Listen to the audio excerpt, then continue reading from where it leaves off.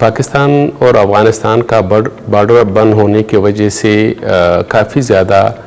जो हमारे different sector है उस पे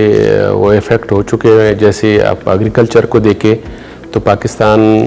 से कीनो, आलू और बाकी जो एग्रीकल्चर प्रोडक्ट्स है वो हमारे सेंट्रल एशिया को भी एक्सपोर्ट हो रहा है, वाया अफ़गानिस्तान ट्रांजिट हो रहा है और अफ़गानिस्तान को भी हो रहा है। वो भी हुआ है। फार्मास्यूटिकल सेक्टर जो अफ़गानिस्तान पाकिस्तान का है उसका मेजर एक्सपोर्ट अफ़गानिस्तान को है। तो अनफॉर्चुनेटली ये बॉर्डर बंद होने की वजह से अफ़गान गवर्नमेंट ने उस पर बैन लगा लिया। वो भी बड़ा एक नेगेटिव इम्पैक्ट है हमारा फार्मास्यूटिकल उस पे सेक्टर पे। उसके अलावा जो हम अफ़गानिस्तान से एनर्जी से रिलेटेड कुछ रॉ मटेरियल एनर्जी जो इंपोर्ट करते थे जैसे कोल है वो हमारे सीमेंट इंडस्ट्री में यूज़ हो रहे थे और उसके अलावा पावर प्लांट में यूज़ हो रहे थे जो ₹5 में हम इंपोर्ट कर रहे थे और हमें उसकी इंपोर्ट के अगेंस्ट फॉरेन एक्सचेंज नहीं भेजना पड़ता था। वो भी काफ़ी डिस्टर्ब हो गया और वो लैक ऑफ ट्रस्ट की वजह से मुझे लगता है कि जो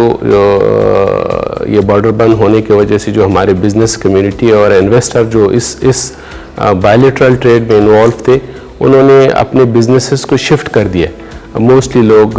वो चले गए मिडिल ईस्ट में, उन्होंने इन्वेस्टमेंट किया है और या पाकिस्तान के पंजाब में जाके लोकल इंडस्ट्री में इन्वेस्टमेंट किया है। उसका ये इम्पैक्ट होगा कि जो बॉर्डर की दोनों साइडों पे जो लोग हैं जिसको इस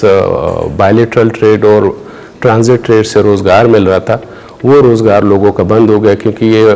जो ट्राइबल एरियाज़ है यहाँ पे और इंडस्ट्री नहीं है तो ये सारा सर्विसेज सेक्टर से इसका लोगों का इनकम था। तो उसकी इनकम बंद होने की वजह से मुझे लगता है कि ये सिक्योरिटी की इश्यूज़ भी बढ़ जाएंगे। जब लोग बेरोज़गार हो जाएंगे तो वो एक हमारे कंट्री के फ्यूचर के लिए भी उससे सिक्योरिटी प्रॉब्लम्स भी क्रिएट हो सकते हैं। अच्छा, इसमें जो बाकी जो पाकिस्तान के लिए फ्यूचर में जो सबसे ज़्यादा इम्पोर्टेंट है वो सेंट्रल एशियन कंट्रीज़ है।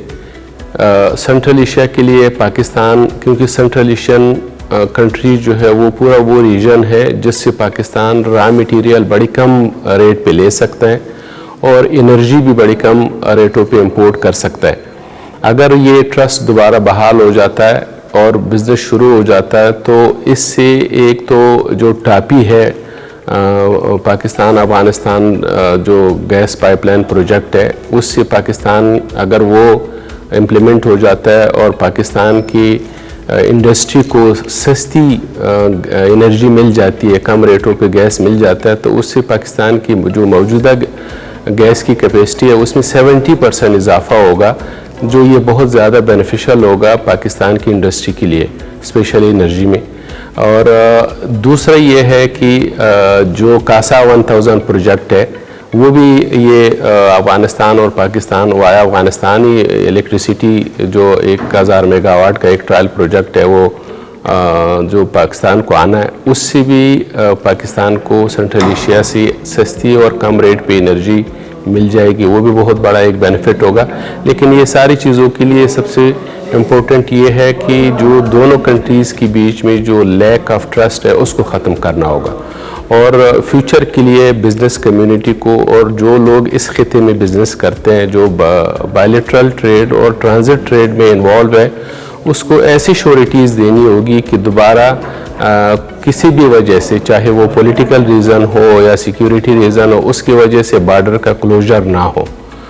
तो अगर ये बॉर्डर बंद रह जाता है और ये इश्यूज सॉल्व नहीं होती टाइमली तो लॉन्ग टर्म में ये दोनों जो बॉर्डर के दोनों साइडों पे जो ट्राइबल एरियाज़ है वो लोगों का रोज़गार ख़त्म हो जाएगा और जब रोज़गार ख़त्म हो जाता है तो वहाँ पे और ज़्यादा मज़ीद सिक्योरिटी इश्यूज़ लॉन्ग टर्म में इस खिते के लिए हो सकती है। एक और जो सबसे बड़ा इम्पोर्टेंट फैक्टर जिसका मैं अभी इस सिचुएशन में स्पेशली ज़िक्र करना चाहता हूँ वो ये है कि जीसीसी में जो ईरान और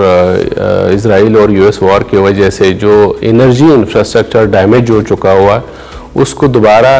बनने में और उसको दोबारा बहाल होने में कई साल लग सकते हैं। तो पाकिस्तान को अपने एक्सपोर्ट के लिए भी सेंट्रल एशिया एक बहुत बड़ी अपॉर्चुनिटी होगी, क्योंकि जीसीसी का पाकिस्तान का जो सबसे ज़्यादा एक्सपोर्ट है वो जीसीसी को है, और एनर्जी का सबसे ज़्यादा इंपोर्ट जो है वो भी जीसीसी से है। तो इसका अल्टरनेटिव फ़ौरन सेंट्रल एशियन कंट्रीज़ और अफ़गानिस्तान पाकिस्तान को मिल सकता है।